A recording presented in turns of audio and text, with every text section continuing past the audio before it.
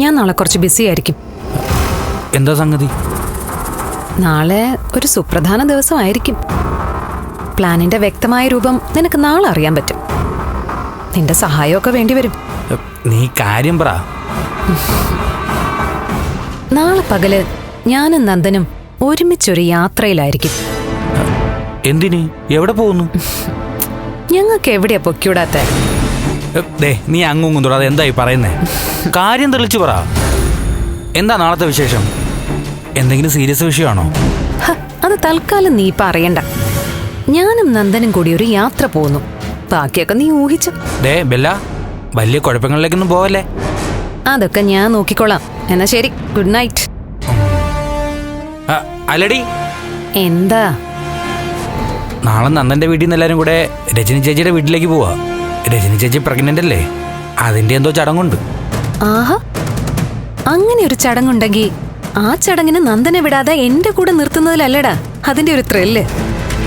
Bella, വളരെ സൂക്ഷിച്ചു വേണം കാര്യങ്ങൾ നടത്താൻ. അത് നീ ബെല്ലെ പഠിപ്പിക്കുവാണോടാ കെവനെ? നീ പോവാൻ നോക്ക്, ചെല്ല്. പിന്നെ ഈ കാർ എനിക്ക് വേണം. നീ എന്റെ കാർ എടുത്തോ. ശരി, good night. Good night.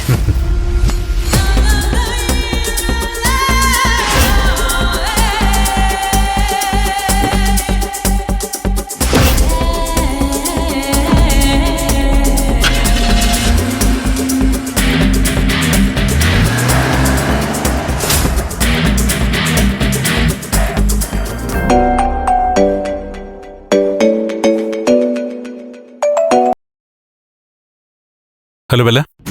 Nanda, നീ വീട്ടിലാണോ? ആ, അതെ. ആ നന്ദ, നാളെ അത്യാവശ്യമായിട്ട് നീ എന്റെ കൂടെ ഒരു സ്ഥലം വരെ വരണം. രാവിലെ എത്ര മണിക്ക് പോകണമെന്നുള്ളത് ഞാൻ മെസ്സേജ് ചെയ്യാം. അല്ല ബെല്ല, ചെറിയൊരു പ്രശ്നമുണ്ട്. പ്രശ്നോ? എന്ത് പ്രശ്നം? ഗിരീഷേട്ടൻ്റെ വീട്ടിൽ നാളെ ഒരു ഗെറ്റ് ടുഗദർ ഉണ്ട്. അത് അറ്റൻഡ് ചെയ്യണം. ഞാൻ വരേണ്ടത് അത്ര അത്യാവശ്യമല്ലെങ്കിൽ ബെല്ല ഒറ്റയ്ക്ക് പോവോ? നന്ദൻ വരേണ്ടത് അത്യാവശ്യമാണ്. വന്നേ പറ്റൂ. നന്ദൻ വന്നിട്ടേ ഞാൻ പോവും. അല്ല, നാളത്തെ ഫംഗ്ഷന് വീട്ടിൽ നിന്ന് എല്ലാവരും പോകണം. ബാക്കിയുള്ളവര് പൊക്കോട്ടെ. നന്ദൻ എന്റെ കൂടെ വരണം. വരും. ഓ, എനിക്ക് മനസ്സിലായി. ദേവിക ചെക്ക് വെച്ചല്ലേ എന്റെ കൂടെ ഒരിടത്തും പോരുതെന്ന്? ഏയ്, അങ്ങനൊന്നുമല്ല. ആ, എങ്കിൽ നന്ദൻ വന്നേ പറ്റൂ. നോക്ക്, ഈ യാത്ര വെറും ഒരു ട്രിപ്പല്ല, നന്ദനെ രക്ഷപ്പെടുത്താനുള്ള യാത്രയാ. ശരി, ഞാൻ വരാം. ഇല്ല നന്ദ, അങ്ങനെ നീ ബുദ്ധിമുട്ടി വരണ്ട. അതിനിടയ്ക്ക് ഹർട്ടായോ? ഞാൻ വരാം. ഓ, താങ്ക് യു. ബൈ.